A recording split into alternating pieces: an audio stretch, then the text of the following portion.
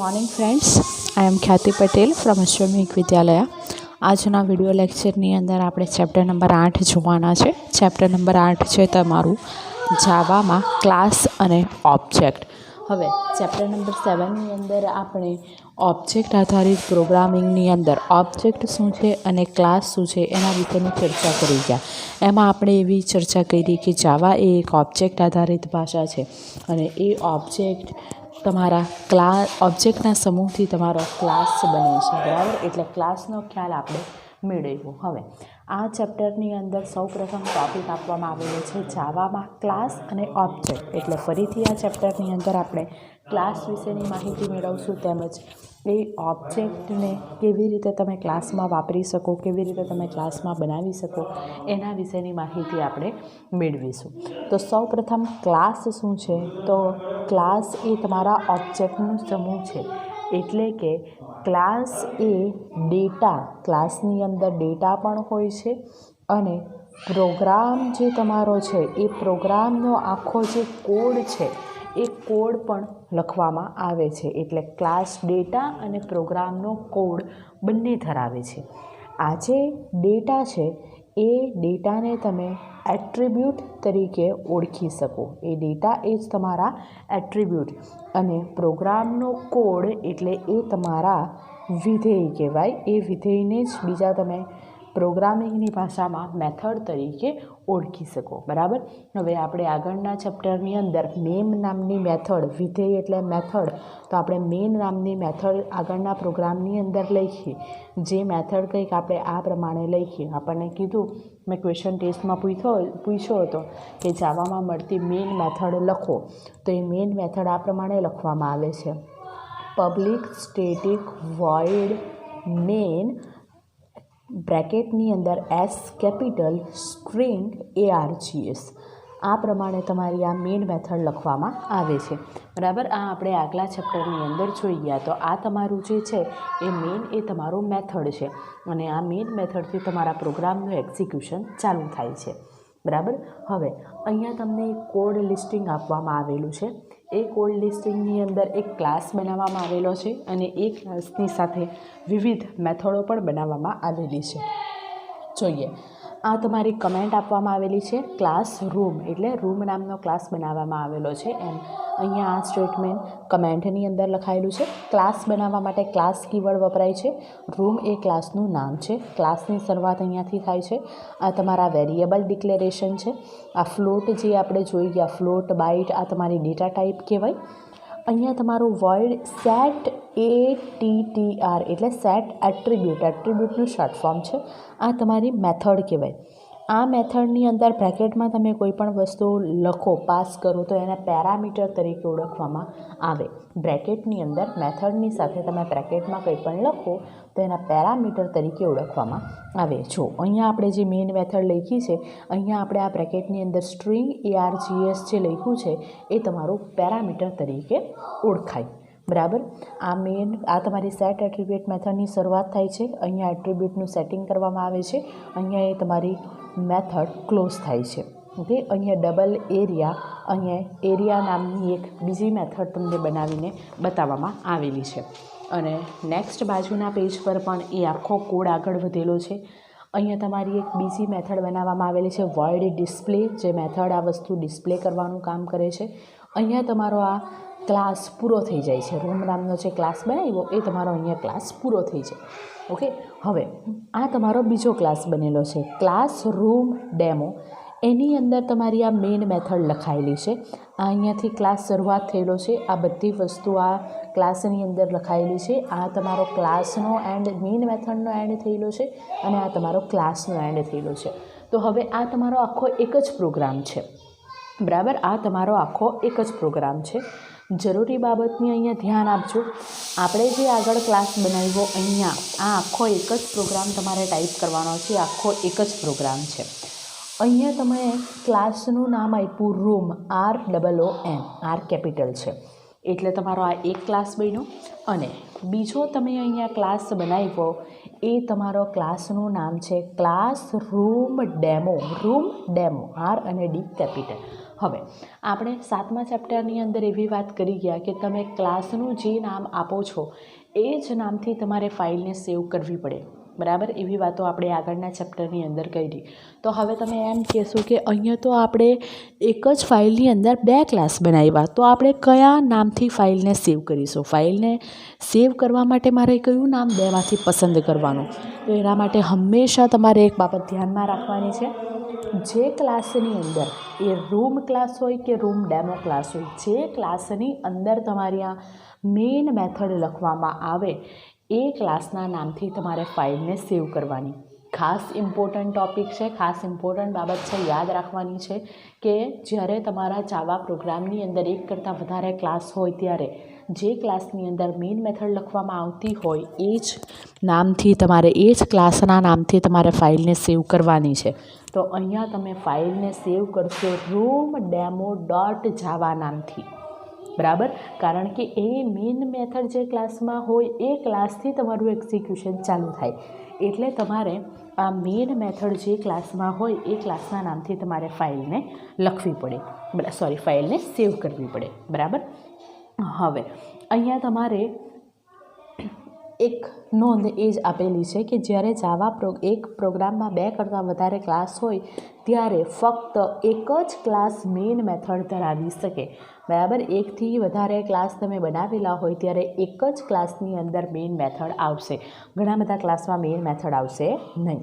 આપણે જે પેલો પ્રોગ્રામ ત્યાં જોયો એ આખો પ્રોગ્રામ અહીંયા તમને ટાઈપ કરીને બતાવેલો છે. આ આખો પ્રોગ્રામ અહીંયા ટાઈપ થયેલો છે અને બાજુમાં તમને આ આઉટપુટ બતાવવામાં આવેલું છે, બરાબર. હવે નેક્સ્ટ ટૉપિક આપણે જોઈ લઈએ કે આ જાવાની અંદર જે ક્લાસ છે એ ક્લાસ કેવી રીતે બનાવવામાં આવેલો છે, એને બનાવવા માટેની વાક્ય રચના શું છે, એના વિશેની માહિતી આપણે નેક્સ્ટ ટૉપિકની અંદર મેળવીશું. એટલે નેક્સ્ટ ટૉપિક તમને બતાવવામાં આવેલો છે જાવામાં ક્લાસ, બરાબર. જાવામાં ક્લાસ. તો હવે અહીંયા તમને ક્લાસની ડેફિનેશન આપવામાં આવેલી છે. એ ડેફિનેશન આપણે યાદ રાખીશું.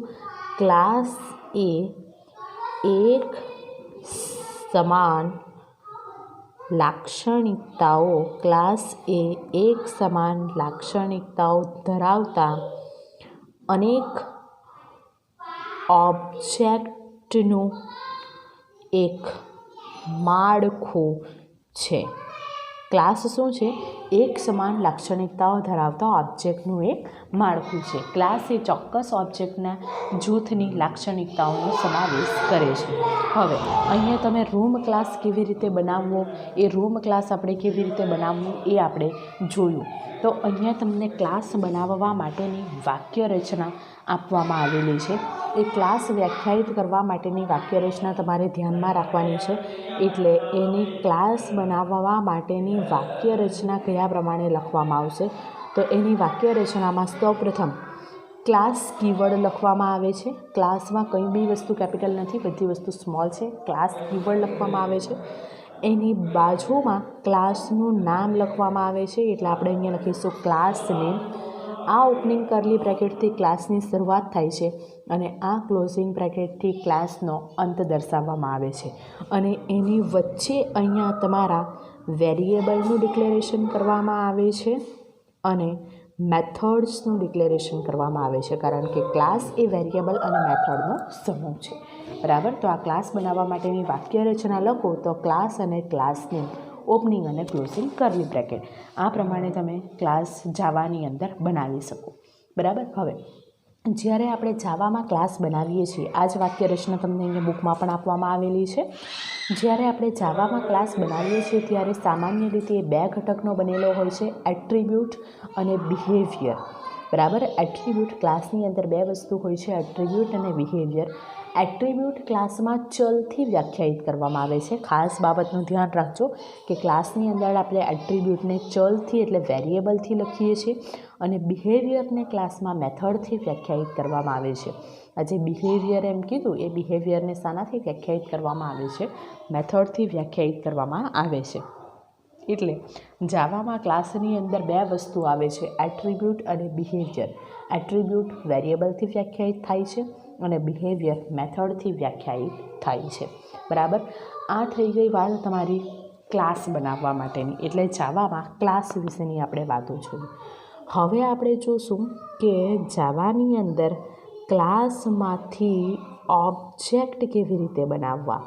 બરાબર, જાવામાં ઓબ્જેક્ટ બનાવવા. આ ચેપ્ટરમાં તમારે ક્લાસ અને ઓબ્જેક્ટ બંને બનાવતા શીખવાનું છે. તો ઓબ્જેક્ટ બનાવવા માટે તમારી પાસે 3 પગલાઓની જરૂર છે. ઓબ્જેક્ટ તમારા જે ક્રિએટ થાય છે એ ઓબ્જેક્ટ 3 સ્ટેપથી ક્રિએટ થાય છે. ઓબ્જેક્ટ બનાવવા માટેનું પહેલું સ્ટેપ છે ડિક્લેરેશન. ઓબ્જેક્ટ બનાવવા માટેનું પહેલું સ્ટેપ છે ડિક્લેરેશન. ડિક્લેરેશન કરવું એટલે ડિક્લેર કરવું. ડિક્લેર કરવું એટલે ઘોષિત કરવું, વ્યાખ્યાયિત કરવું. તો આ તમારું સૌપ્રથમ તમારે ક્લાસને તમારા પ્રોગ્રામની અંદર ડિક્લેર કરવામાં આવે છે. બરાબર. સેકન્ડ સ્ટેપ છે, સ્ટેપનું નામ યાદ રાખજો. આ ઇંગ્લિશ જ નામ છે અને તમારે ઇંગ્લિશ જ વર્ડ યાદ રાખવાના છે. કોઈ પણ ગુજરાતી વર્ડ આની અંદર આવશે નહીં. સેકન્ડ સ્ટેપ છે તમારું ઇન્સ્ટન્શિએશન. બરાબર, ઇન્સ્ટન્શિએશન એને તમે ગુજરાતીમાં આ પ્રમાણે લખી શકો, પણ સ્પેલિંગ તમારે ઇંગ્લિશની અંદર જ પ્રોનાઉન્સિએશન કરવાની છે, ઇન્સ્ટન્શિએશન.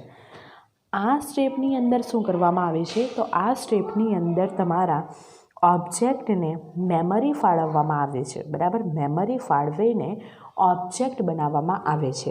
અને આ જે સ્ટેપ છે એની અંદર તમારી મેમરી ફાળવી તમારો જે ઓબ્જેક્ટ બનાવવામાં આવે છે એ મેમરી ફાળવીને ઓબ્જેક્ટ બનાવવા ન્યૂ નામનો કીવર્ડ વપરાય છે. બરાબર, કયો કીવર્ડ વપરાય છે? New keyword. યાદ રાખજો કે મેમરીમાંથી ઓબ્જેક્ટને મેમરી ફાળવીને કયા કીવર્ડની મદદથી તમે એને મેમરી ફાળવી શકો છો, તો એ ન્યૂ કીવર્ડની મદદથી તમે એની અંદર મેમરી ફાળવી શકો છો. અને એનું ત્રીજું સ્ટેપ છે એ છે તમારું ઇનિશિયલાઇઝેશન. આને પણ આપણે ઇંગ્લિશની અંદર જ વાપરીશું, ઇનિશિયલાઇઝેશન એટલે નવા બનાવેલા ઓબ્જેક્ટને કિંમત આપવી, ઇનિશિયલ વેલ્યુ આપવી. બરાબર, ઓબ્જેક્ટને કિંમત આપવી, ઇનિશિયલ વેલ્યુ. જેમ આપણે લખીએ છીએ x=0, તો એને ઇનિશિયલ કિંમત આપી એમ કહેવાય. ઓકે, ખબર પડી ગઈ.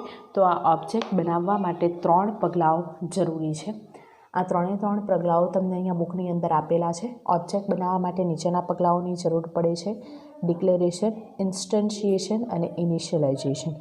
લાસ્ટ યર ક્વેશ્ચન એ પ્રમાણે પૂછવામાં 2 વર્ષના બોર્ડની અંદર ક્વેશ્ચન આવી ગયો કે ક્લાસમાંથી ઓબ્જેક્ટ બનાવવા માટે કયા પગલાંની જરૂર પડે છે, અને આ A, B, C અને D ઓપ્શન આપેલો હોય કેલ્ક્યુલેશન. તો આમાંથી આ 3ની જરૂર પડે છે અને કયાની જરૂર નથી પડતી. જો 1 વર્ષે પૂછવામાં આવ્યું હતું કે કયાની જરૂર પડે છે હોય તો આ 3 ઓપ્શન આપેલા હોય ને ચોથો ઓપ્શન બધા જ આપેલા હોય, તો તમારે આન્સર બધા જ ટીક કરવાનો. અને કયા પગલાંની જરૂર પડતી નથી એમ આપેલો હોય તો આ ઓપ્શન A, B, C અને D ઓપ્શન આ પ્રમાણેનો આપેલો હોય તો આ કેલ્ક્યુલેશનની જરૂર નથી પડતી એ પ્રમાણે. બરાબર, તો આ તમારું ઓબ્જેક્ટ બનાવવા માટેની પગલાઓ જરૂરી નેસેસરી પગલાઓ છે. ઓકે, હવે અહીંયા તમારે આ ન્યૂ જે કીવર્ડ છે એ ન્યૂ કીવર્ડ તમારે યાદ રાખવાનો છે કે ન્યૂ કીવર્ડનો ઉપયોગ કરીને તમે ઓબ્જેક્ટ બનાવી શકો છો. ઓકે, હવે એ જે ઓબ્જેક્ટ છે એ ઓબ્જેક્ટ ન્યૂ કીવર્ડનો ઉપયોગ કરીને ઓબ્જેક્ટ આપણે બનાવી શકીએ છીએ. હવે આ જે ન્યૂ જે ઓબ્જેક્ટ છે એ મેમરી ફાળવીને ભવિષ્યને તેનો ઉપયોગ કરી શકાય તે માટે ઓબ્જેક્ટનો એડ્રેસ પરત કરે છે.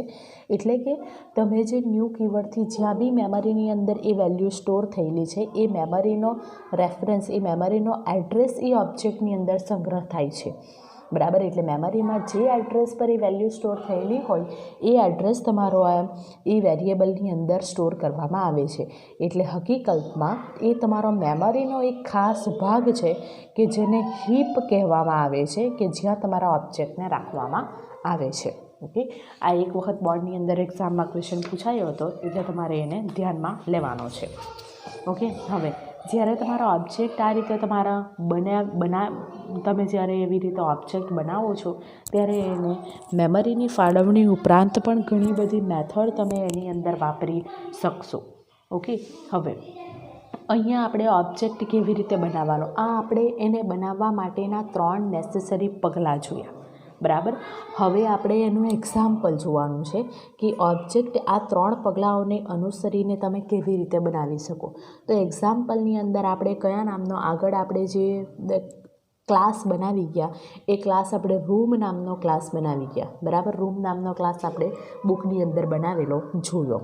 તો એ રૂમ નામના ક્લાસ માટે તમારે જો ઓબ્જેક્ટ બનાવવું હોય તો એ ઓબ્જેક્ટ બનાવવા માટે તમારે સૌપ્રથમ 3 પગલાઓને આ 3 જે પગલાઓ છે એ 3 પગલાઓને અનુસરવું પડે.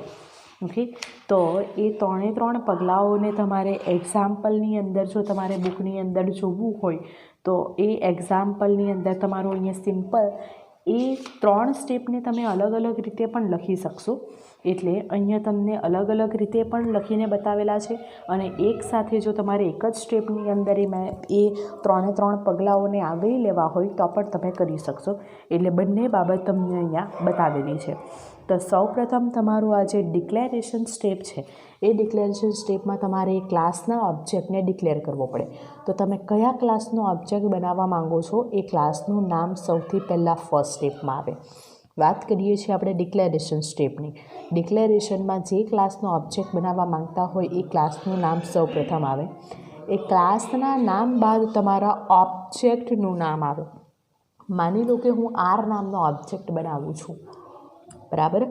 આ જે રૂમ છે એ તમારા ક્લાસનું નામ છે. ક્લાસનું નામ સૌપ્રથમ આવે. ત્યારબાદ અહીંયા બાજુમાં તમારા ઓબ્જેક્ટનું નામ આવે. ઓબ્જેક્ટનું નામ તમે કંઈ પણ આપી શકશો. બરાબર. આ સ્ટેપ પૂરું થઈ ગયું એટલે અહીંયા સેમિકોલન. એટલે આ તમારું ડિક્લેરેશન સ્ટેપ પૂરું થઈ ગયું. પછી આપણે એમ કીધું કે સેકન્ડ સ્ટેપ છે એનું ઇન્સ્ટન્શિએશન. બરાબર. ઇન્સ્ટન્શિએશનની અંદર ન્યૂ કીવર્ડ આવે એમ કીધું. એટલે આ નવા બનેલો જે ઓબ્જેક્ટ છે એ ઓબ્જેક્ટને તમારે મેમરી આપવાની છે. બરાબર. નવો અત્યારે ઓબ્જેક્ટ બનાવ્યો આપણે એનું નામ આપણે આર આપ્યું. તો આ આર ઓબ્જેક્ટને તમારે મેમરી આપવાની છે. એટલે આર ઇઝ ઇક્વલ ટુ તમારે લખવાનું આર ઇઝ ઇક્વલ ટુ પછી તમારો આ ન્યૂ કીવર્ડ આવે. જ્યાં સુધી તમે ન્યૂ કીવર્ડ ન લગાવો ત્યાં સુધી એને મેમરીમાં સ્પેસ મળે નહીં. ન્યૂ કીવર્ડ આવે અને એ કયા ક્લાસનો ઓબ્જેક્ટ છે? રૂમ ક્લાસનો ઓબ્જેક્ટ છે. અને આ બ્રેકેટમાં આવી રીતે તમારે અહીંયા બ્રેકેટ પાસ કરીને આ સેકન્ડ સ્ટેપને પૂરું કરવાનું છે. તો આ તમારું કયું સ્ટેપ કહેવાય? ઇન્સ્ટન્શિએશન કહેવાય. બરાબર. આ સ્ટેપ તમારું કયું કહેવાય? ઇન્સ્ટન્શિએશન કહેવાય. અને આની અંદર તમારે જો કોઈ વેરિયેબલ આની અંદર તમારે કોઈ ઇનિશિયલ વેલ્યુ આપવી હોય તો એ ઇનિશિયલ વેલ્યુ તમે આપવા માટે તમારું એક વિશિષ્ટ મેથડ બીજી આવે છે. એ મેથડને કેવી રીતે વાપરવી એ પાછળથી જોઈશું. પણ આવી રીતે તમે આ 2 સ્ટેપની મદદથી તમારા ઓબ્જેક્ટને બનાવી શકશો. બરાબર. દરેક વખતે આપણે ઇનિશિયલાઇઝેશન સ્ટેપ પરફોર્મ કરવું જ એવું જરૂરી નથી. દરેક વખતે આપણે કિંમત આપવી જ જોઈએ એવું જરૂરી નથી. એટલે અહીંયા હું કિંમત ન આપવા માગું તો મારા 2 સ્ટેપની અંદર મારો ઓબ્જેક્ટ બની જાય. હું આ 2 સ્ટેટમેન્ટ અલગ અલગ પણ લખી શકું અથવા આ બંનેને જો કમ્બાઈન કરીને લખવા હોય તો હું અહીંયા આ રીતે પણ આ સ્ટેટમેન્ટ લખી શકું. આ સ્ટેટમેન્ટની અંદર રૂમ આર એ પહેલું સ્ટેટમેન્ટ તો અહીંયા સુધી કોમન જ છે. પછી આ is equal to new room જે છે ને એ હું એકસાથે આ પ્રમાણે લખી શકું. Is equal to new room. બરાબર. તો આ 2 સ્ટેટમેન્ટની જગ્યા પર હું આ એક સ્ટેટમેન્ટ લખું એટલે પણ મારો આ આર નામનો ઓબ્જેક્ટ ક્રિએટ થઈ છે. બરાબર. હવે અહીંયા તમે આવી રીતે કોઈ પણ ઓબ્જેક્ટ બનાવી શકો છો. એટલે અહીંયા જો તમને બુકની અંદર પણ આ જ સ્ટેટમેન્ટથી આ પ્રમાણે તમારું ઓબ્જેક્ટ બનાવવામાં આવેલું છે. અહીંયા તમે ધ્યાન આપજો જરા. અહીંયા R1 is equal to new room એટલે એક ઓબ્જેક્ટ બનેલો છે R1 અને બીજો ઓબ્જેક્ટ બનેલો છે R2. બરાબર. હવે અહીંયા જે આકૃતિ આપેલી છે એ જો. એટલે જ્યારે તમે એક જ ક્લાસના 2 ઓબ્જેક્ટ બનાવો ત્યારે એને અલગ અલગ મેમરી મળે છે. બરાબર. ક્લાસની અંદર તમે એક જ ક્લાસના 2 ઓબ્જેક્ટ બનાવો છો ત્યારે એને અલગ અલગ પ્રકારની મેમરીની ફાળવણી કરવામાં આવેલી હોય છે.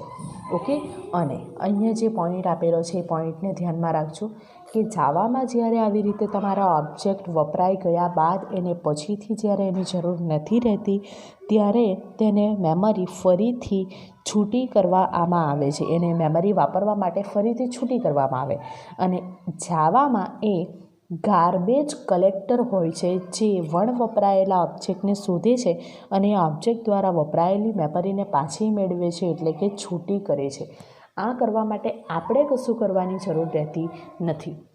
એટલે ખાસ આ પોઈન્ટ ધ્યાનમાં લેજો. એક્ઝામની અંદર ક્વેશ્ચન પૂછાય જ છે કે જાવામાં કઈ ફેસિલિટી, કઈ સગવડ દ્વારા વપરાયેલા ઓબ્જેક્ટને શોધવામાં આવે છે અને તેના દ્વારા વપરાયેલી મેમરી છૂટી કરવામાં આવે છે. તો જાવામાં ગાર્બેજ કલેક્ટર હોય છે.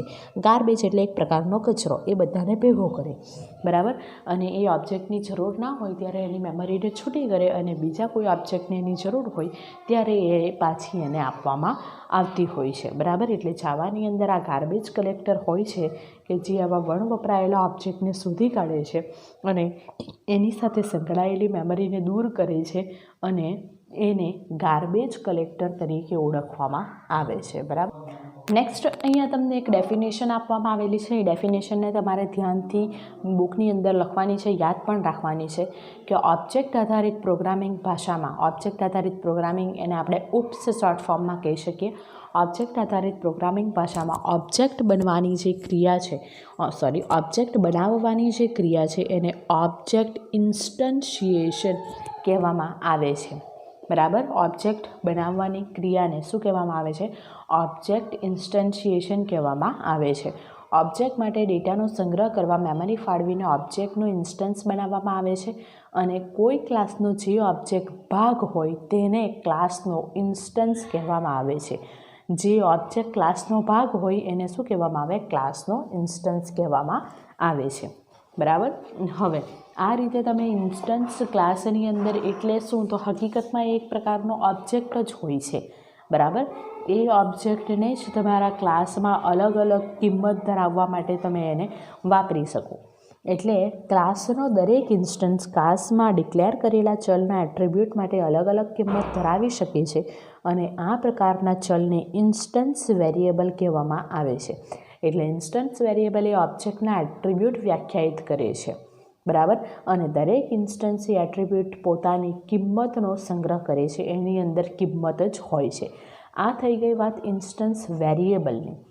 એવી જ રીતે આવે તમારી ઇન્સ્ટન્સ મેથડ. તો જ્યારે આપણે ક્લાસની અંદર મેથડ બનાવીએ છીએ ત્યારે મેથડ ફક્ત ક્લાસની અંદર જ વ્યાખ્યાયિત કરી શકાય છે, બરાબર. આ મેથડ ઇન્સ્ટન્સ વેરિયેબલની કિંમત મેળવવા અથવા તો ઓબ્જેક્ટનો ઉપયોગ કરીને આપણે એનો ઉપયોગ કરી શકીએ છીએ અને એ ક્લાસની અંદર જ આપણે મેથડને વ્યાખ્યાયિત કરી શકીએ છીએ. એ મેથડને ઇન્સ્ટન્સ મેથડ તરીકે ઓળખવામાં આવે છે અને એ ઇન્સ્ટન્સ મેથડ ઓબ્જેક્ટનું બિહેવિયર વ્યાખ્યાયિત કરવા માટે વપરાય છે. ઓકે, હવે આ ઇન્સ્ટન્સ મેથડ આપણે જે આટલી બધી વાતો અત્યાર સુધીમાં કરી ગયા એનો સારાંશ આપેલો છે. ન્યૂ કીવર્ડ વડે ઓબ્જેક્ટ બને છે. ન્યૂ કીવર્ડ વડે ક્લાસના ઇન્સ્ટન્સના ઓબ્જેક્ટનો નિર્દેશ પરત કરવામાં આવે છે. ક્લાસના બધા જ ઇન્સ્ટન્સની હીપ તરીકે ઓળખાતા ડેટા સ્ટ્રક્ચરમાં મેમરીની ફાળવણી થાય છે અને દરેક ઓબ્જેક્ટ ઇન્સ્ટન્સનો પોતાનો ડેટા સેટ હોય છે. હવે આવા ઇન્સ્ટન્સ વેરિયેબલ અને ઇન્સ્ટન્સ મેથડને કોલ કેવી રીતે કરી શકાય? તો ઇન્સ્ટન્સ વેરિયેબલ અને ઇન્સ્ટન્સ મેથડ ઓબ્જેક્ટ દ્વારા મેળવવામાં આવે છે, બરાબર. પોઈન્ટ યાદ રાખજો. 3 વખત બોર્ડના 3 વર્ષના પેપરની અંદર આ ક્વેશ્ચન 3 વખત આવી ગયો છે, પૂછાઈ ગયો છે. ઇન્સ્ટન્સ વેરિયેબલ અને ઇન્સ્ટન્સ મેથડ શાના દ્વારા મેળવવામાં આવે છે? ઓબ્જેક્ટ દ્વારા મેળવવામાં આવે છે અને એ ઓબ્જેક્ટ દ્વારા એને ડોટ પ્રક્રિયા દ્વારા એને મેળવી શકાય છે, બરાબર. શાના દ્વારા મેળવી શકાય છે? ડોટ પ્રક્રિયા દ્વારા મેળવી શકાય. એને કેવી રીતે મેળવવાનું? તો ઓબ્જેક્ટનો રેફરન્સ આપવાનો, ડોટ મૂકવાનું અને ઇન્સ્ટન્સ વેરિયેબલ અથવા તો મેથડનું નામ મૂકવાનું. એટલે માની લો કે આપણે આગળ જે રૂમ નામનો ક્લાસ જોયો એમાં આપણે એક ડિસ્પ્લે મેથડ વાપરેલી હતી. એ ડિસ્પ્લે મેથડને જો મારા પ્રોગ્રામમાં વાપરવી હોય તો આ ઓબ્જેક્ટનો રેફરન્સ એટલે મેં R1 નામનો ઓબ્જેક્ટ બનાવું છું એટલે R1 ડોટ ઇન્સ્ટન્સ મેથડનું નામ એટલે અહીંયા ડિસ્પ્લે નામની મેથડ, બરાબર. એટલે આ ખાસ ઇમ્પોર્ટન્ટ પોઈન્ટ છે. ઇન્સ્ટન્સ વેરિયેબલ અને ઇન્સ્ટન્સ મેથડ જો હોય તો એ તમારા ડોટ પ્રક્રિયક દ્વારા ઉપયોગમાં લેવાય છે. ડોટ પ્રક્રિયક એટલે આ પ્રમાણેનો. એના માટે તમારે ઓબ્જેક્ટનું નામ લખવામાં આવે, અહીંયા મારો ઓબ્જેક્ટનો રેફરન્સ આપવામાં આવે, ડોટ મૂકવામાં આવે અને પછી તમારે જે નામની મેથડ બનાવેલી હોય એ મેથડનું આ પ્રમાણે નામ લખવામાં આવે છે. તો આ રીતે તમે ઇન્સ્ટન્સ મેથડને એક્સેસ કરી શકો છો. ઓકે. હવે આ જ મેથડ તમને અહીંયા પાછળ પાછળ તમને અહીંયા કોડમાં બતાવેલું છે. રૂમ R1ની અંદર આ પ્રમાણે R1 ડોટ ડિસ્પ્લે. બરાબર. તો આ રીતે તમે નલ વેલ્યુ અસાઇન કરીને તમારા ઓબ્જેક્ટને જ્યારે તમે નલ વેલ્યુ તમે આપેલી હોય ત્યારે તમે એનો ઇન્સ્ટન્સને જો મેળવશો તો એ તમને એરર બતાવશે. એટલે ઓબ્જેક્ટની અંદર તમારે વેલ્યુ આપવી જરૂરી છે. વેલ્યુ ન આપેલી હોય તો એની તમને ત્યાં એરર જોવા મળશે. ઓકે.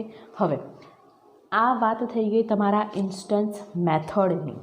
તો હવે વાત કરીએ ઇન્સ્ટન્સ વેરિયેબલની. તો ઇન્સ્ટન્સ વેરિયેબલની અંદર જો વાત કરીએ તો ઇન્સ્ટન્સ વેરિયેબલ એટલે એ ઇન્સ્ટન્સ વેરિયેબલ ક્લાસની અંદર સ્ટેટિક કીવર્ડથી મેળવવામાં આવે છે. ઇન્સ્ટન્સ વેરિયેબલ ક્લાસની અંદર સ્ટેટિક કીવર્ડથી મેળવવામાં આવે છે. બરાબર. એનું એક્ઝામ્પલ તમારું આ પ્રમાણેનું અહીંયા બતાવેલું છે. ઇન્સ્ટન્સ વેરિયેબલ ક્લાસમાં આ સ્ટેટિક અને એ વેરિયેબલનું નામ એની આગળ સ્ટેટિક કીવર્ડ ઉમેરવામાં આવે છે. સ્ટેટિક વેરિયેબલ જે હોય છે એ સ્ટેટિક વેરિયેબલને ક્લાસના ઇન્સ્ટન્સ બનાવ્યા વિના મેળવી શકાય છે. સ્ટેટિક વેરિયેબલને ક્લાસના ઇન્સ્ટન્સ બનાવ્યા વિના પણ મેળવી શકાય છે, એક્સેસ કરી શકાય છે. નેક્સ્ટ તમને એક પ્રોગ્રામ આપેલો છે.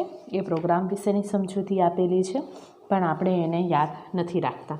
તમારા માટે ખૂબ જ ઇમ્પોર્ટન્ટ ટૉપિક જઈ રહ્યો છે આવવા માટે. નેક્સ્ટ ટૉપિક છે તમારા ક્લાસમાં ચલનું વર્ગીકરણ. ક્લાસમાં ચલ એટલે કે તમારા વેરિયેબલ. ચલ એટલે આપણે એને વેરિયેબલ કહેશું. ચલનું વર્ગીકરણ.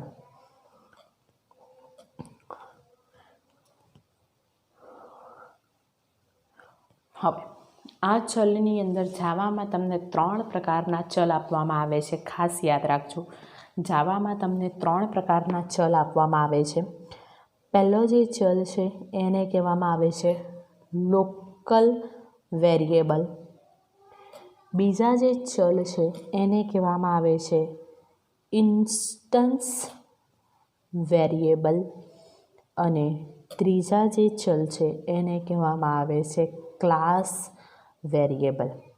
3ના નામ યાદ રાખજો. બોર્ડમાં આ ક્વેશ્ચન ન પૂછાયો હોય આમાંથી એવું અત્યાર સુધીના પેપરમાં નથી બન્યું. ચલનું વર્ગીકરણ 3 પ્રકારે કરવામાં આવે છે: લોકલ વેરિયેબલ, ઇન્સ્ટન્સ વેરિયેબલ અને ક્લાસ વેરિયેબલ. 3ની ડેફિનેશન આપવામાં આવે છે અને તમને ઓપ્શનની અંદર આ 3 ઓપ્શન આપવામાં આવે છે અને પૂછવામાં આવે છે કે આ કયા પ્રકારના ચલ છે. ઓકે. આનું જે અહીંયા ડેફિનેશન આપેલી છે, ડેફિનેશન તમારે તમારી નોટબુકની અંદર લખી લેવાની છે. લોકલ વેરિયેબલ કોને કહેવાય? તો આપણે આગળના ચેપ્ટરમાં આનું ડેફિનેશન જોઈ ગયા કે જે વેરિયેબલ ચલ મેથડ કે બ્લોકની અંદર વ્યાખ્યાયિત કરેલો હોય તેને લોકલ વેરિયેબલ કહેવાય. મેથડ કે બ્લોકની અંદર એટલે એનો વિસ્તાર શાનાથી નક્કી થાય કે એ એની અંદર છે કે બહાર છે એવું તમને ક્યાંથી ખબર પડે? તો આવી રીતે તમારે અહીંયા પ્રોગ્રામની અંદર તમારા મેઇન મેથડની શરૂઆત થતી હોય. જેમ કે આગળ મેં અહીંયા public static void main method મેં આ પ્રમાણે આગળ લખી અને મેં આ ઓપનિંગ કરલી બ્રેકેટ કર્યું અને ક્લોઝિંગ કરલી બ્રેકેટ કર્યું. તો આની અંદર આનાથી ઓપનિંગ અને ક્લોઝિંગથી એનો વિસ્તાર નક્કી થાય. આપણે આને બ્લોક એમ આગળના ચેપ્ટરની અંદર બ્લોક નામનો ટૉપિક આપણે ભણી ગયા. બરાબર. એ ઓપનિંગ અને ક્લોઝિંગથી એનો વિસ્તાર નક્કી થાય એટલે આ એનો બ્લોક કહેવાય. આ બ્લોકની અંદર જે વ્યાખ્યાયિત કરેલો ચલ હોય એને શું કહેવાય? લોકલ વેરિયેબલ કહેવાય. ડેફિનેશન યાદ રાખજો, દર વર્ષે આ એક્ઝામની અંદર પૂછાય જ છે. જે વેરિયેબલ મેથડ કે બ્લોકની અંદર વ્યાખ્યાયિત કરેલો હોય એને લોકલ વેરિયેબલ કહેવામાં આવે અને લોકલ વેરિયેબલને પૂર્વ નિર્ધારિત કિંમતોથી શરૂઆત થતી નથી. બરાબર. લોકલ વેરિયેબલની પૂર્વ નિર્ધારિત કિંમતો આપવામાં આવતી નથી. જ્યારે બ્લોકની શરૂઆત થાય ત્યારે તેનું નિર્માણ થાય અને જ્યારે બ્લોકનો અંત આવે ત્યારે તેનો નાશ પામે. એટલે બ્લોક્સની શરૂઆત થાય ત્યારે તેની વેલ્યુ મળે અને બ્લોક પૂરો થઈ જાય એટલે એની વેલ્યુ પાછી તમને મળતી નથી. તો એને તમારા લોકલ વેરિયેબલ કહેવામાં આવે. ઇન્સ્ટન્સ વેરિયેબલ, તો એ ઇન્સ્ટન્સ વેરિયેબલ એ કોઈ ક્લાસમાં હોય પણ મેથડની બહાર વ્યાખ્યાયિત કરેલા હોય એને ઇન્સ્ટન્સ વેરિયેબલ કહે છે. કે જે વેરિયેબલ ક્લાસની અંદર હોય પણ મેથડની બહાર હોય. બરાબર. ક્લાસની અંદર હોય, ક્લાસમાં એટલે ક્લાસની અંદર હોય, મેથડની બહાર હોય એને ઇન્સ્ટન્સ વેરિયેબલ કહેવામાં આવે. અને યાદ રાખજો, ક્લાસ વેરિયેબલ, આ જ ડેફિનેશનમાં તમારે એક વર્ડ એડ કરવાનો છે કે જે વેરિયેબલ ક્લાસની અંદર હોય, મેથડની બહાર હોય અને સ્ટેટિક કીવર્ડ સાથે, સ્ટેટિક શબ્દ સાથે વ્યાખ્યાયિત કરવામાં આવે તેને ક્લાસ વેરિયેબલ કહેવામાં આવે છે. આ બંનેમાં કન્ફ્યુઝન નથી થવાનું, યાદ રાખજો. ઇન્સ્ટન્સ વેરિયેબલ ક્લાસની અંદર હોય, મેથડની બહાર હોય. ક્લાસની અંદર, મેથડની બહાર. આમાં પણ સેમ, ક્લાસની અંદર, મેથડની બહાર, પણ આમાં સ્ટેટિક કીવર્ડ લાગે તો એને ક્લાસ વેરિયેબલ કહેવાનું. બરાબર. એટલે લોકલ વેરિયેબલ કોને કહેવાય? તો એ બ્લોકની અંદર હોય તો એને લોકલ વેરિયેબલ કહેવાય. ઇન્સ્ટન્સ વેરિયેબલ કોને કહેવાય? તો ક્લાસમાં હોય પણ મેથડની બહાર હોય તો એને ઇન્સ્ટન્સ વેરિયેબલ કહેવાય. અને ક્લાસ વેરિયેબલ કોને કહેવાય? તો એ ક્લાસમાં હોય, મેથડની બહાર હોય અને સ્ટેટિક કીવર્ડ સાથે વ્યાખ્યાયિત કરેલો હોય તો એને ક્લાસ વેરિયેબલ તરીકે ઓળખવામાં આવે છે. ઓકે. નેક્સ્ટ તમારો ટોપિક આપવામાં આવેલો છે પોલીમોર્ફિઝમ, એટલે એને કહેવામાં આવે મેથડ ઓવરલોડિંગ. આના વિશેની ચર્ચા આપણે આગળના ચેપ્ટરમાં કરી ગયા છે, પણ ફરીથી અહીંયા એનું એક્ઝામ્પલ આવે છે એટલે આપણે એને પાછું જોઈશું. પોલીમોર્ફિઝમનો મતલબ થાય અનેક સ્વરૂપ. અનેક સ્વરૂપ એટલે એને આપણે બહુરૂપતા, એક કરતાં વધારે રૂપ એમ કહી શકીએ. અનેક સ્વરૂપ, બહુરૂપતા એટલે એક જ નામ અને એની જુદી જુદી મેથડ. એટલે આની ડેફિનેશન આપણને ખબર જ છે કે જાવામાં એક જ નામ ધરાવતી પણ અલગ અલગ ડેફિનેશન, અલગ અલગ સિગ્નેચર ધરાવતી મેથડ હોય તો એને મેથડ ઓવરલોડિંગ કહેવામાં આવે છે. અહીંયા તમને એનું એક્ઝામ્પલ આપેલું છે, ખાલી એક્ઝામ્પલ યાદ રાખો. અહીંયા આ મેથડનું નામ એક જ છે, મેક્સ, મેક્સ અને મેક્સ. એટલે સેમ નામ થઈ ગઈ. મેથડનું નામ એક જ છે પણ એના સિગ્નેચર અલગ અલગ હોય, પ્રાચલ અલગ અલગ હોય, આર્ગ્યુમેન્ટ અલગ અલગ હોય, પેરામીટર અલગ અલગ હોય. એટલે શું? તો આ મેથડમાં મેં અહીંયા એક્સ અને વાય 2 પેરામીટર આપેલા છે. આ મેથડમાં મેં 3 પેરામીટર આપેલા છે અને આ મેથડમાં મેં આ આઈએનટી પ્રકારના છે અને આ ડબલ પ્રકારના છે. બરાબર. તો આ 3 પેરામીટર 3 મેથડની અંદર અલગ અલગ છે. આને કહેવામાં આવે મેથડ ઓવરલોડિંગ. મેથડનું નામ સરખું હોવું જોઈએ, નામ સરખું હોવું જોઈએ અને પેરામીટર અલગ અલગ હોય તો એને શું કહેવામાં આવે? મેથડ ઓવરલોડિંગ કહેવામાં આવે છે. એનો પ્રોગ્રામ તમને અહીંયા પાછળ આપેલો છે, પ્રોગ્રામ પર ધ્યાન આપો. અહીંયા તમારી મેથડનું નામ પ્રિન્ટ લાઇન છે. અહીંયા બ્રેકેટમાં એક પણ આર્ગ્યુમેન્ટ નથી આપેલું. અહીંયા મેથડનું નામ પ્રિન્ટ લાઇન છે, મેથડનું નામ સેમ થઈ ગયું. બ્રેકેટની અંદર એક આર્ગ્યુમેન્ટ આપેલું છે. અહીંયા પણ મેથડનું નામ સેમ છે, પ્રિન્ટ લાઇન, બ્રેકેટની અંદર 2 આર્ગ્યુમેન્ટ આપેલા છે. એટલે જેમાં મેથડનું નામ સરખું હોય પણ એની અંદરના પેરામીટર અલગ અલગ હોય તો એને શું કહેવામાં આવે? એને પોલીમોર્ફિઝમ એટલે કે મેથડ ઓવરલોડિંગ તરીકે ઓળખવામાં આવે છે. બરાબર. તો એ મેથડ ઓવરલોડિંગનો તમને અહીંયા પ્રોગ્રામ આપેલો છે, એ પ્રોગ્રામને પણ તમારે અહીંયા યાદ રાખવાનો છે. ઓકે. નેક્સ્ટ નાનો અમથો ટોપિક તમને આપેલો છે કન્સ્ટ્રક્ટર. હવે એ કન્સ્ટ્રક્ટર એટલે શું? તો કન્સ્ટ્રક્ટર એ પણ એક પ્રકારની મેથડ જ છે, પરંતુ એ એક પ્રકારની વિશિષ્ટ મેથડ છે. કન્સ્ટ્રક્ટર એ એક પ્રકારની વિશિષ્ટ મેથડ છે જે નવા ઓબ્જેક્ટ નિર્મિત કરતા સમયે ઇન્વોક કરવામાં આવે છે.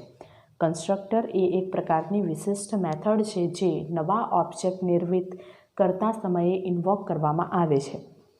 આ કન્સ્ટ્રક્ટર કોઈ પણ કાર્ય કરી શકે પણ તેનું મુખ્ય કાર્ય પ્રારંભિક કિંમતો આપવા માટે એટલે કે ઇનિશિયલાઇઝેશન માટે હોય છે. બરાબર. કન્સ્ટ્રક્ટર આપણે અહીંયા કીધું આ ઓબ્જેક્ટ બનવાના સ્ટેપની અંદર કે અહીંયા તમારું થર્ડ જે સ્ટેપ છે ઇનિશિયલાઇઝેશન કરવું એટલે કિંમત આપવી. તો આ કિંમત આપવા માટે તમારું આ કન્સ્ટ્રક્ટર નામની મેથડ વપરાય છે. એટલે કન્સ્ટ્રક્ટર એ વિશિષ્ટ પ્રકારની મેથડ છે જે ઓબ્જેક્ટ બનતા સમયે ઇન્વોક કરવામાં આવે છે અને એ કોઈ પણ કાર્ય કરી શકે, પણ એનું મુખ્ય કાર્ય શું છે? પ્રારંભિક કિંમતો આપવાનું છે. બરાબર. હવે અત્યાર સુધી આપણે ક્લાસમાં કન્સ્ટ્રક્ટરનો ઉપયોગ ન કર્યો, ઓકે, પણ હવે ત્યારે આપણે અત્યાર સુધી ક્લાસની અંદર કન્સ્ટ્રક્ટર વિના ક્લાસનો ઉપયોગ કર્યો, પણ દરેક ક્લાસના ડિફોલ્ટ કન્સ્ટ્રક્ટર હોય જ છે. કોઈક વાર તેને ચલ વગરના કન્સ્ટ્રક્ટર તરીકે પણ ઓળખવામાં આવે છે. એ ક્લાસની અંદર ડિફોલ્ટ કન્સ્ટ્રક્ટર હોય જ છે. આપણે ભલે એને ન વાપર્યા, પણ જાવામાં તમને ડિફોલ્ટ કન્સ્ટ્રક્ટર મળે જ છે. એની અંદર આપણે કોઈપણ પ્રકારના પેરામીટર નથી આપતા, એટલે એને ચલ વગરના કન્સ્ટ્રક્ટર તરીકે પણ ઓળખવામાં આવે છે. અને આ ડિફોલ્ટ કન્સ્ટ્રક્ટર કોઈ પણ આર્ગ્યુમેન્ટ નથી લેતા. બરાબર. ડિફોલ્ટ કન્સ્ટ્રક્ટર કોઈ પણ આર્ગ્યુમેન્ટ નથી લેતા. હવે આની ડેફિનેશન કન્સ્ટ્રક્ટરની એમ કહે છે કે એક પ્રકારની મેથડ જ છે.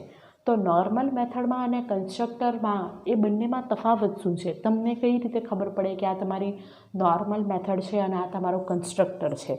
તો કન્સ્ટ્રક્ટર સામાન્ય મેથડથી નીચે જણાવ્યા પ્રમાણે અલગ પડે છે. અહીંયા તમને એના 3 થી 4 રૂલ્સ આપવામાં આવેલા છે, જેના કારણે તમે એમ કહી શકશો કે આ તમારી નોર્મલ મેથડ નથી, પણ આ તમારું કન્સ્ટ્રક્ટર છે. તો એનો પહેલો રૂલ્સ છે, કન્સ્ટ્રક્ટરનું નામ ક્લાસના નામ સમાન જ હોવું જોઈએ. કન્સ્ટ્રક્ટરનું નામ શું હોવું જોઈએ? ક્લાસના નામ જેવું જ. એટલે અત્યારે આપણે એક્ઝામ્પલમાં રૂમ નામનો ક્લાસ બનાવી ગયા. હવે પાછી તમારા પ્રોગ્રામમાં રૂમ નામની મેથડ બને તો એને તમે કન્સ્ટ્રક્ટર કહેશો, મેથડ નહીં કહેશો. બરાબર. કન્સ્ટ્રક્ટરને પરત પ્રકાર નથી હોતો. પરત પ્રકાર એટલે રિટર્ન ટાઈપ. જો અહીંયા મેથડની રિટર્ન ટાઈપ એટલે શું? આ પ્રિન્ટ લાઇન મેથડ છે, એની આગળ આ વોઇડ છે, તો આ તમારી એની રિટર્ન ટાઈપ કહેવાય. તો કન્સ્ટ્રક્ટરને આવી કોઈ પણ રિટર્ન ટાઈપ નથી લગાવવામાં આવતી. બરાબર. કન્સ્ટ્રક્ટરની આગળ શું નથી લગાવવામાં આવતું? રિટર્ન ટાઈપ નથી લગાવવામાં આવતી. આ પોઈન્ટ્સ નોટબુકની અંદર યાદ રાખજો, વ્યવસ્થિત લખજો, કારણ કે ખૂબ જ ઇમ્પોર્ટન્ટ બાબત છે. જ્યારે નવો પ્રક્રિયક બનાવવામાં આવે છે ત્યારે કન્સ્ટ્રક્ટરને ઇમ્પ્લિસિટલી ઇન્વોક કરવામાં આવે છે. જ્યારે તમારો નવો પ્રક્રિયક બનાવવામાં આવે, ઓબ્જેક્ટ જ્યારે બને છે ત્યારે કન્સ્ટ્રક્ટર ઓટોમેટિકલી એક્ઝિક્યુટ થાય છે. ઇમ્પ્લિસિટલી એટલે ઓટોમેટિકલી જે એક્ઝિક્યુટ થાય છે, અને કન્સ્ટ્રક્ટર પ્રોગ્રામમાં અન્ય કોઈ પણ જગ્યાએ ઇન્વોક કરવામાં આવતો નથી. પ્રોગ્રામમાં તમે બીજી કોઈ પણ જગ્યાએ આ કન્સ્ટ્રક્ટરનો ઉપયોગ ન કરી શકો. બરાબર. પ્રોગ્રામમાં કોઈ પણ બીજી જગ્યાએ તમે એનો ઉપયોગ ન કરી શકો. તો આ કન્સ્ટ્રક્ટરનું એક તમને અહીંયા એક્ઝામ્પલ બતાવવામાં આવેલું છે, જોઈ લો. આ ક્લાસ રૂમ નામનો એક રૂમ નામનો એક ક્લાસ બનાવવામાં આવેલો છે. આ એના વેરિયેબલ છે, આ વેરિયેબલ છે. હવે અહીંયા આ એની મેથડ છે. જો આ મેથડમાં ક્લાસનું નામ જ સેમ આવ્યું, એટલે ક્લાસનું નામ અને કન્સ્ટ્રક્ટરનું નામ સેમ થઈ ગયું, એટલે એનો પહેલો રૂલ્સ સેટિસ્ફાઈ થઈ ગયો. હવે એની આગળ તમે જો એની કોઈ વોઇડ કે એવી કોઈ રિટર્ન ટાઈપ નથી લગાવેલી, એટલે એનો બીજો રૂલ્સ પણ સેટિસ્ફાઈ થઈ ગયો કે એને કોઈ રિટર્ન ટાઈપ નથી હોતી. અને જ્યારે ન્યૂ પ્રક્રિયક દ્વારા અહીંયા તમારો જે ન્યૂ પ્રક્રિયક અહીંયા તમે જ્યારે આનો ઓબ્જેક્ટ બનાવશો રૂમ ક્લાસનો અને ન્યૂ પ્રક્રિયક વાપરશો, ત્યારે એ ઓટોમેટિકલી એક્ઝિક્યુટ થાય. એને તમે પ્રોગ્રામમાં બીજી કોઈ પણ જગ્યાએ આ રૂમ નામના કન્સ્ટ્રક્ટરને તમે વાપરી ન શકો. બરાબર. એટલે આ પ્રમાણે તમારા ક્લાસની અંદર કન્સ્ટ્રક્ટર પૂરા પાડવામાં આવે છે. હવે જ્યારે કન્સ્ટ્રક્ટરની હાજરીમાં ડિફોલ્ટ કન્સ્ટ્રક્ટર ક્લાસમાં વપરાશ કરતા વ્યાખ્યાયિત કન્સ્ટ્રક્ટરની હાજરીમાં ડિફોલ્ટ કન્સ્ટ્રક્ટર ઉપલબ્ધ હોતા નથી, ચલ વગરના કન્સ્ટ્રક્ટર સાથેનો ઓબ્જેક્ટ બનાવવાનો પ્રયત્ન કરવામાં આવે તો એરર પરત કરશે. આ ટાઈપ પર તમારે ચલ વગરના કન્સ્ટ્રક્ટર પૂરા પાડવા માટે તમારે ક્લાસનું નેમ, એનું બ્રેકેટ અને આ પ્રમાણે તમારે એનું ઓપનિંગ અને ક્લોઝિંગ આ પ્રમાણે તમારે કન્સ્ટ્રક્ટરને ક્લાસની અંદર વ્યાખ્યાયિત કરવામાં આવે છે જ્યારે તમારા એ ડિફોલ્ટ કન્સ્ટ્રક્ટર હોય છે ત્યારે. બરાબર. તો આટલી બાબત તમારે આ કન્સ્ટ્રક્ટરની અંદર યાદ રાખવાની છે. ચલના પછીથી આપણે ટૉપિક જોયો છે constructor. Okay. Next last topic છે નાનો અમથો, એક્સેસ કંટ્રોલ માટેના વિઝિબિલિટી મોડિફાયર. આખું ચેપ્ટર ખૂબ જ ઇમ્પોર્ટન્ટ છે, કોઈ પણ બાબતામાંથી સ્કીપ કરી શકાય એવી નથી. એટલે વિડીયોમાં જે પણ હું અહીંયા તમારે ટેક્સ્ટબુક મૂકીને બતાવું છું, અંડરલાઇન મારી ટેક્સ્ટબુકની અંદર કરેલી છે, એ વસ્તુ તમારે નોટબુકમાં લખવાની છે. ખૂબ જ ઇમ્પોર્ટન્ટ બાબત છે. એક્સેસ કંટ્રોલ માટેના વિઝિબિલિટી મોડિફાયર. તો એક્સેસ કંટ્રોલ એ દૃશ્યતાના નિયંત્રણની બાબત છે કે એ વસ્તુ તમને એક્સેસ કંટ્રોલ એટલે ક્યાં તમને એ વસ્તુ મળે છે અને ક્યાં તમને એ વસ્તુ નથી મળતી. એક્સેસ કંટ્રોલ એટલે કે એક્સેસ મોડિફાયરને વિઝિબિલિટી મોડિફાયર તરીકે પણ ઓળખવામાં આવે છે. એને શું કહેવામાં આવે છે? વિઝિબિલિટી મોડિફાયર તરીકે પણ ઓળખવામાં આવે છે. જાવા તમને 4 પ્રકારના વિઝિબિલિટી મોડિફાયર આપે છે. એ વિઝિબિલિટી મોડિફાયર સુરક્ષા કે પ્રોટેક્શન માટે વાપરવામાં આવે છે, એટલે એને સુરક્ષા કે પ્રોટેક્શનના 4 PS તરીકે ઓળખવામાં આવે છે. PS કેમ કહેવામાં આવે છે? તો એનો પહેલો વર્ડ P જ હોય છે એટલા માટે. તો એ 4 વિઝિબિલિટી મોડિફાયર કયા કયા છે? તો પબ્લિક, પેકેજ, પ્રોટેક્ટેડ અને પ્રાઇવેટ. યાદ રાખજો, પબ્લિક, પેકેજ, પ્રોટેક્ટેડ અને પ્રાઇવેટ. આ 4 તમારા વિઝિબિલિટી મોડિફાયર છે. અને જ્યારે તમે કોઈ પણ મોડિફાયર ન વાપરેલો હોય ત્યારે તેની પૂર્વ નિર્ધારિત વિઝિબિલિટી પેકેજ હોય છે. યાદ રાખજો, જ્યારે તમે કોઈ પણ વિઝિબિલિટી મોડિફાયર ન વાપરેલો હોય ત્યારે તેની પૂર્વ નિર્ધારિત વિઝિબિલિટી કેવી હોય છે? પેકેજ હોય છે. પેકેજને તમે ક્લાસમાં કેવી રીતે વ્યાખ્યાયિત કરી શકો? તો પેકેજને વ્યાખ્યાયિત કરવાની વાક્યરચના નીચે આપેલી છે. વાક્યરચના યાદ રાખજો, એક્ઝામની અંદર પૂછાય છે. આ પેકેજ કીવર્ડ છે, પછી તમારા પેકેજનું નામ લખવામાં આવે. પેકેજ કીવર્ડ પછી પેકેજનું નામ લખવામાં આવે છે. ઓકે, હવે આ જ વસ્તુ તમને અહીંયા બુકની અંદર વિઝિબિલિટી મોડિફાયરમાં બતાવેલી છે. આ એક્સેસ મોડિફાયર છે. આ 4 જે આપણે જોયા તે પબ્લિક, પેકેજ, પ્રોટેક્ટેડ અને પ્રાઇવેટ. પૂર્વ નિર્ધારિત શું હોય? પેકેજ હોય. ડિફોલ્ટ કેવી હોય? પેકેજ હોય. તો આ પબ્લિક દ્વારા સૌથી ઉચ્ચ કક્ષાનું પ્રોટેક્શન મેળવી શકાય અને આ સૌથી લાસ્ટ કક્ષાનું પ્રોટેક્શન મેળવી શકાય. દરેકની ચર્ચા કરેલી છે એટલે આપણે એને ડિટેલમાં જોઈએ. પહેલું મોડિફાયર પબ્લિક છે, એટલે પબ્લિક એક્સેસ આપવા માટે ચલ કે મેથડના પહેલાં પબ્લિક મોડિફાયર વાપરવામાં આવે છે. એટલે ચલ કે મેથડના પહેલાં કયો કીવર્ડ લગાવવામાં આવે? પબ્લિક કીવર્ડ લગાવવામાં આવે. ઓકે, એટલે જેની આગળ પબ્લિક કીવર્ડ લગાવેલું હોય એને કોઈ પણ વ્યક્તિ વાપરી શકે. એમાં કોઈ તમારું મતલબ એનો કંટ્રોલ ફૂલ હોય છે. એને કોઈ પણ જગ્યાએથી તમે એને એક્સેસ કરી શકો છો. એટલે પબ્લિક, ચલ અને મેથડ બધી જ જગ્યાએ વિઝિબલ હોય છે. આથી તે અન્ય સોર્સ ફાઇલ અને પેકેજમાંથી પણ એક્સેસ કરી શકાય. એટલે પબ્લિકને તમે જે વસ્તુ પબ્લિકલી હોય એને કોઈ પણ વ્યક્તિ વાપરી શકે. બરાબર, એ પ્રમાણેનું છે. પેકેજની વાત કરીએ તો પેકેજનું આપણે અત્યારે વાત કરી ગયા એ પ્રમાણે કે પેકેજની અંદર તમારું ડિફોલ્ટ સ્તરનું પ્રોટેક્શન છે. એટલે કોઈ પણ વિઝિબિલિટી મોડિફાયર ન વાપરેલો હોય તો ત્યારે એ પેકેજ પ્રમાણેનો હોય છે. અને પેકેજને વાપરવા માટેની વાક્યરચના પેકેજ નામનું કીવર્ડ લગાવવાનો છે અને પછી તમારે એ પેકેજનું નામ લખવાનું છે. એટલે તમે એ વિઝિબિલિટી મોડિફાયરને વાપરી શકશો. આ વસ્તુ તમારે, હું અત્યારે નોટ્સમાં નથી લખતી, પણ તમારે આ વસ્તુ બુકની અંદર નોટબુકમાં લખવાની છે. હું અહીંયા ટેક્સ્ટ બુકમાં બતાવું છું. એ પ્રોટેક્ટેડ એટલે આ સ્તરના પ્રોટેક્શનનો ઉપયોગ ફક્ત સબ ક્લાસને એક્સેસ કરવા અથવા ફ્રેન્ડ તરીકે ઘોષિત કરેલી મેથડ સાથેના ઉપયોગ માટે થાય છે. યાદ રાખજો, સબ ક્લાસ શું છે? તો આપણે આગળ ઇનહેરિટન્સ વિશેની વાત કરી ગયા.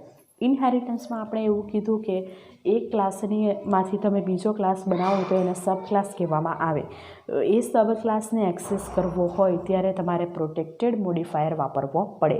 અથવા તમે કોઈ મેથડને ફ્રેન્ડ તરીકે ડિક્લેર કરેલી હોય, ફ્રેન્ડ તરીકે ઘોષિત કરેલી હોય તો એની સાથે તમે આ પ્રોટેક્ટેડ મોડિફાયર વાપરી શકો. અને લાસ્ટ વિઝિબિલિટી મોડિફાયર છે પ્રાઇવેટ.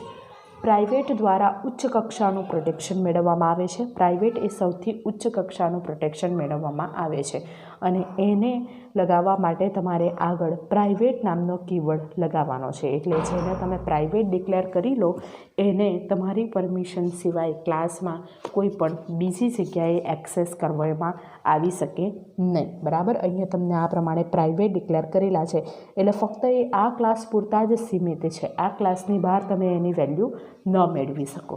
બરાબર, એટલે પ્રાઇવેટ એ તમારા ક્લાસની અંદર સૌથી ઉચ્ચ કક્ષાનું પ્રોટેક્શન મેળવે છે. હવે આ 4 તમારા થઈ ગયા પ્રોટેક્શન માટેના PS. હવે તમારી પાસે નવી મેથડ છે એક્સેસર અને મ્યુટેટર મેથડ. હવે આ પણ દર વર્ષે એક્ઝામમાં પૂછાય જ છે, યાદ રાખજો. ડેફિનેશન એની બે જ વસ્તુ તમારે આની અંદર યાદ રાખવાની છે કે જ્યારે આપણે ડેટાને પ્રાઇવેટ બનાવીએ એટલે એને આપણે એક્સેસ ન કરી શકીએ. બરાબર ને. અત્યારે આપણે જોઈ ગયા કે પ્રાઇવેટ જો આપણે ડિક્લેર કરીએ કોઈ વસ્તુને તો એને તમે ક્લાસની બહાર એક્સેસ ન કરી શકો એમ કીધું. પણ આપણે કોઈ હેતુથી એનો ઉપયોગ કરવો હોય, આપણને જ એ મેથડનો ઉપયોગ કોઈ હેતુથી તમારે બીજા ક્લાસમાં કરવું હોય તો એ ટાઈમ પર તમારે એક્સેસર અને મ્યુટેટર મેથડ લખવી પડે. હવે એક્સેસર ક્યારે લખવાની અને મ્યુટેટર ક્યારે લખવાની એ યાદ રાખજો. તો જો આપણે ડેટાનો ઉપયોગ અન્ય વ્યક્તિ દ્વારા માન્ય રાખતા હોઈએ તો આપણે એક્સેસર મેથડ લખવામાં આવે છે. ડેટાનો ઉપયોગ આપણે અન્ય વ્યક્તિ દ્વારા માન્ય રાખતા હોઈએ એટલે કોઈ વ્યક્તિ એનો ઉપયોગ કરી શકે એવું તમે ઈચ્છતા હોય તો એના માટે એક્સેસર મેથડ લખાય. અને જો આપણે ડેટામાં ફેરફાર અન્ય વ્યક્તિ દ્વારા માન્ય રાખતા હોઈએ તો આપણે મ્યુટેટર મેથડ લખી શકીએ. એટલે તમે એવું ઈચ્છો કે કોઈ વ્યક્તિ એની અંદર ફેરફાર કરી શકે, ચેન્જ કરી શકે તો એના માટે તમારે મ્યુટેટર મેથડ લખવી પડે. યાદ રાખજો, ફક્ત ડેટાનો ઉપયોગ કરવો હોય તો એક્સેસર મેથડ લખવી અને ડેટામાં ફેરફાર કરવા માંગતા હોય તો એના માટે મ્યુટેટર મેથડ લખવામાં આવે છે. અને આ માન્ય પ્રણાલિકા પ્રમાણે એક્સેસર અને મ્યુટેટર મેથડના નામના ચલનો પ્રથમ અક્ષર કેપિટલ બનાવીને એના પૂર્વક તરીકે એના મેથડના નામનો પહેલો અક્ષર કેવો બનાવવાનો? કેપિટલ બનાવવાનો.